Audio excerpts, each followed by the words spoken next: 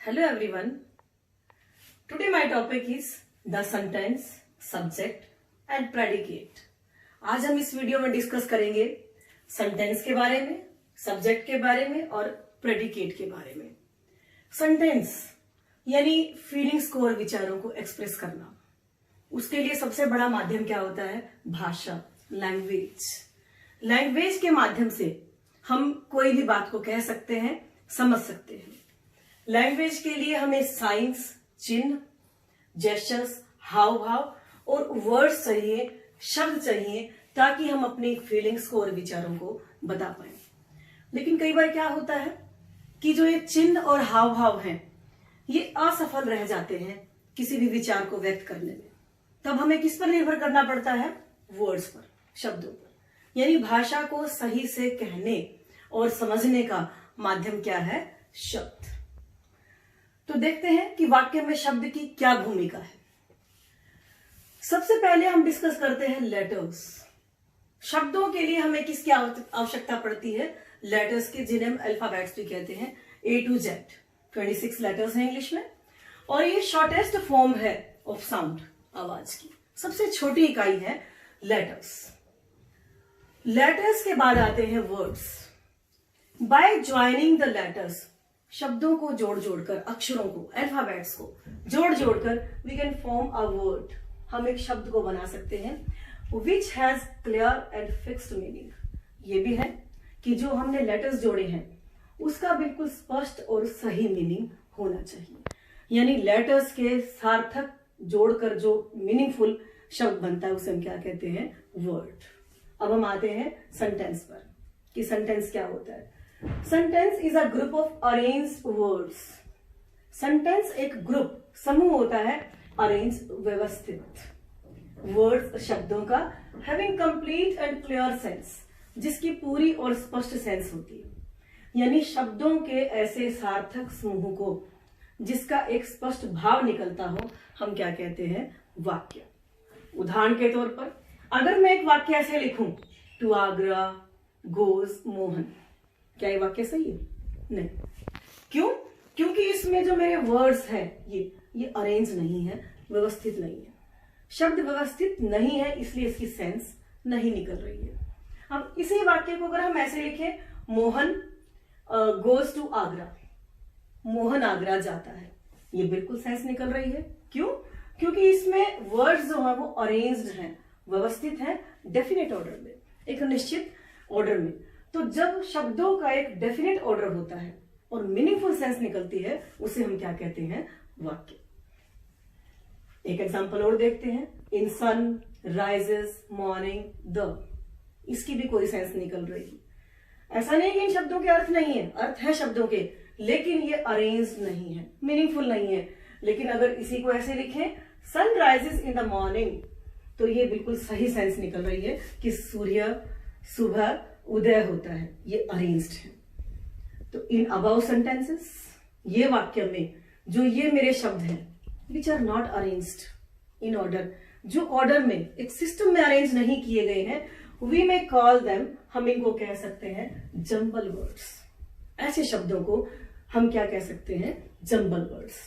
We have to arrange, हमें इनको arrange करना पड़ेगा, व्यवस्थित करना पड़ेगा इन ऑर्डर, ऑर्डर में, टू कंप्लीट सेंस, ताकि हम उसकी कंप्लीट सेंस निकाल सके। तो सेंटेंसेस का नटशेल में कि हमें लेटर्स चाहिए, लेटर्स को जोड़ जोड़कर वर्ड्स बनेंगे, वर्ड्स को जोड़ जोड़कर सेंटेंस बनेगा, जिसकी एक कंप्लीट सेंस होगी। अब हम देखते हैं कि सेंटेंसेस के कितने पार्ट होते हैं। सेंटेंसेस के 2 पार्ट होते हैं, one is subject and other is predicate. तो सब्जेक्ट क्या होता है और प्रेडिकेट क्या होता है? सब्जेक्ट अगर हम इसे कहें तो ये डूअर होता है, काम को करने वाला। और प्रेडिकेट अगर हम कहें तो वर्ब यानी एक्शन। तो वाक्य में एक डूअर होता है और एक एक्शन होती है। तो जो डूअर है यानी काम को करने वाला, वो कौन होता है? नाउन या प्रोनाउन। नाउन भी हो सकता है, प्रोनाउन भी हो सकता है। और प्रेडिकेट क्या होता है? Verb, action. तो हम इनकी परिभाषा देखते हैं। सब्जेक्ट की डेफिनेशन क्या होती है? सब्जेक्ट इज द वर्ड और वर्ड्स। ये सब्जेक्ट एक शब्द भी हो सकता है या कई शब्द भी हो सकते हैं। जैसे आई भी हो सकता है, आई एंड यू भी हो सकता है। About which something is said, जिसके बारे में कुछ कहा जाता है। तो जिसके बारे में कुछ कहा जाए वो क्या होता है? सब्जेक्ट। और सब्जेक्ट इज द पर्सन और थिंग। सब्जेक्ट और पर्सन जो होता है वो एक व्यक्ति भी हो सकता है या कोई वस्तु भी हो सकती है। इज डूइंग एक्शन, जो वाक्य में एक्शन कर रहा होता है। तो क्लियर, एक्शन को करने वाला सब्जेक्ट होता है। नाउन भी हो सकता है, प्रोनाउन भी हो सकता है। Next, predicate. प्रेडिकेट क्या होता है? प्रेडिकेट इज द वर्ड और वर्ड्स, ये शब्द या शब्द भी हो सकते हैं विच सेज और से समथिंग, जो कहे कुछ ना कुछ अबाउट द सब्जेक्ट, सब्जेक्ट के विषय में। यानी प्रेडिकेट हमेशा सब्जेक्ट के विषय में कुछ कहता है। या बोले तो predicate is the part of sentence that contains the action. Predicate वाक्य का वो हिस्सा होता है जिसके अंदर कंटेन शामिल होता है एक्शन। एक्शन तो प्रेडिकेट वो होता है जिसके अंदर वाक्य में एक्शन शामिल होता है। कुछ उदाहरणों से समझाना चाहूंगी, आपको क्लियर करूंगी कि सब्जेक्ट क्या है और प्रेडिकेट क्या है। जैसे यहां मैंने सब्जेक्ट रखा है और यहां मैंने प्रेडिकेट रखा है। First sentence, the green ball jumped across the net. अब जम्प्ड यानी एक्शन यानी प्रेडिकेट, इसको कौन कर रहा है? The green ball. तो ग्रीन बॉल मेरा क्या बन गया है? सब्जेक्ट। और जम्प्ड अक्रॉस द नेट मेरा क्या बन गया है? प्रेडिकेट, क्योंकि इसमें एक्शन है और इसमें डूअर है। Next sentence, my sweet cat, मेरी प्यारी बिल्ली ड्रैंक द मिल्क, दूध पी रही है।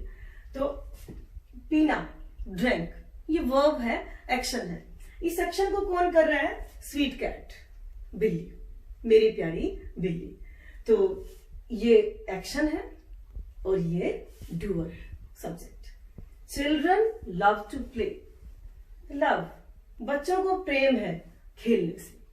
तो यहां पर जो लव है वो कौन कर रहे हैं? चिल्ड्रन। तो चिल्ड्रन सब्जेक्ट है और लव टू प्ले प्रेडिकेट है। पॉइंट्स नोट, सब्जेक्ट और प्रेडिकेट में कुछ पॉइंट्स तो ध्यान रखने वाले हैं, वो मैं आपको बताना चाहूंगी। सबसे पहले, predicate is a Latin word.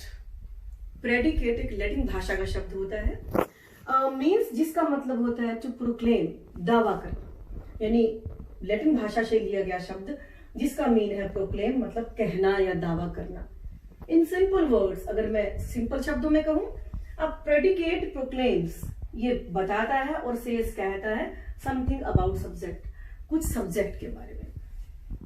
The subject of a sentence, next point, the subject of a sentence generally comes at the beginning. वैसे हम ज्यादातर देखें वाक्यों में तो सब्जेक्ट जो है वो सामान्यतः वाक्यों के शुरू में आता है, स्टार्टिंग में सब्जेक्ट रहता है जनरली। बट समटाइम्स, लेकिन कभी कभी क्या होता है, इट आल्सो बी पुट, ये आ सकता है मिडल, वाक्य के बीच में भी, एंड एट द एंड, और वाक्य के आखिर में। मतलब ऐसा नहीं है कि सब्जेक्ट जो है वाक्य के शुरू में आता है, ये बीच में भी आ सकता है और ये वाक्य के आखिर में भी जा सकता है। मैं आपको उदाहरण से समझाना चाहूंगी। जैसे फर्स्ट एग्जांपल मैंने लिया है, sweets are the uses of adversity. इसमें आर वर्ब है और यूजेस ऑफ एडवर्सिटी सब्जेक्ट है। नेक्स्ट देखिए, after a long wait she came. तो शी केम वो आई, तो आना किसने है? शी ने, ये सब्जेक्ट है और बाकी प्रेडिकेट है। Bare footed came the beggar, नंगे पांव भिखारी आया, तो कौन आया? बैगर। बैगर सब्जेक्ट है, ये एंड में चला गया और बाकी क्या है? प्रेडिकेट। तो ऐसा नहीं कि सब्जेक्ट शुरू में आता है, वो मिडल में भी आ सकता है, वो वाक्य के एंड में भी आ सकता है। और एक पॉइंट और नोट करने वाला है, अ सेंटेंस में consist of a single word.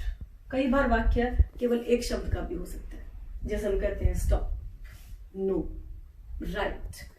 तो स्टॉप एंड राइट ये सिंगल वर्ड का वाक्य है। तो ये क्या होता है, यहां पर इसका मतलब क्या कहना चाहता है? यू स्टॉप, आप रुक जाइए। यू राइट, आप लिखिए। यानी सब्जेक्ट यू दिया नहीं होता बट अंडरस्टूड होता है। तो ऐसे वाक्य जिसमें सिंगल वर्ड होता है हम यू सब्जेक्ट अंडरस्टूड कर लेते हैं और उसको इम्प्लाइड कर देते हैं। तो उम्मीद है आपको सब्जेक्ट और प्रेडिकेट समझ में आएगा अच्छे से। एक बार वीडियो पॉज करें और मेन पॉइंट और डेफिनेशंस नोट करें।